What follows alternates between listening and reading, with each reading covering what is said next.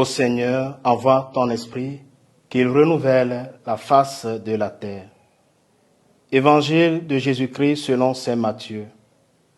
En ce temps-là, Jésus disait à ses disciples, « Vous êtes le sel de la terre, mais si le sel devient fade, comment lui rendre de la saveur?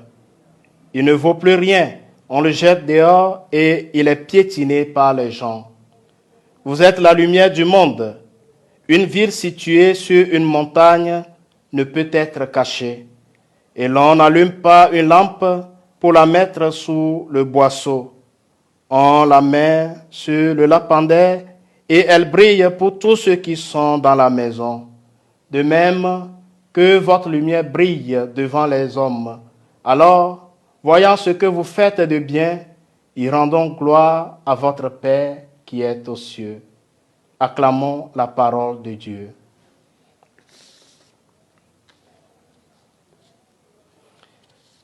Chers frères et sœurs dans le Seigneur, en ce dimanche 5 février 2023, cinquième dimanche du temps ordinaire année A, les textes de la liturgie de ce jour nous annoncent la glorieuse victoire de la lumière du Christ sur les ténèbres de ce monde par l'action en nous et par nous de l'œuvre du salut pour tout homme.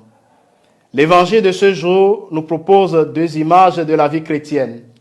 Vous êtes le sel de la terre et vous êtes la lumière du monde. Souvent, notre vie est rythmée par des repas, lesquels sont tous assaisonnés par le sel. De même, notre journée se déroule selon l'éclairage de la lumière du soleil. La nourriture sans sel est difficilement mangeable et une journée sans soleil est plus dure à affronter. L'Évangile suggère que la présence chrétienne en notre monde soit du même ordre. Peut-être est-elle peu visible, peut-être le monde y prête-t-il peu d'attention et pourtant, le Christ indique dans la parabole du sel et de la lumière la manière dont l'Église doit se comporter dans le monde. Elle a la tâche de transmettre l'amour de Dieu et de témoigner publiquement de son espérance, le Christ, qui aurait l'idée de couvrir la lampe pour qu'elle n'éclaire plus si on l'a allumée précisément dans le but d'éclairer. Il y a une tradition pharisienne qui voulait qu'au moment de se coucher, on ne se changeât pas devant la lampe, de crainte que la lumière ne soit au contact de la nudité et ne devienne impure. Jésus renverse l'image pour exhorter les siens à devenir lumière pour le monde.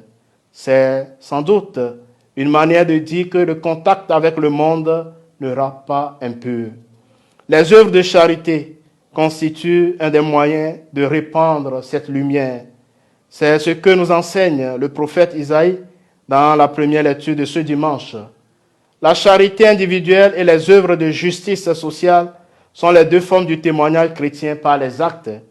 Soulager les affamés, recueillir les sans-abri, vêtir les pauvres font partie de l'action traditionnelle de l'Église. Ce type d'action charitable atteste encore aujourd'hui que l'Esprit du Christ motive encore les personnes à devenir sel et lumière. L'action sociale constitue aussi un témoignage important qui éclaire le monde.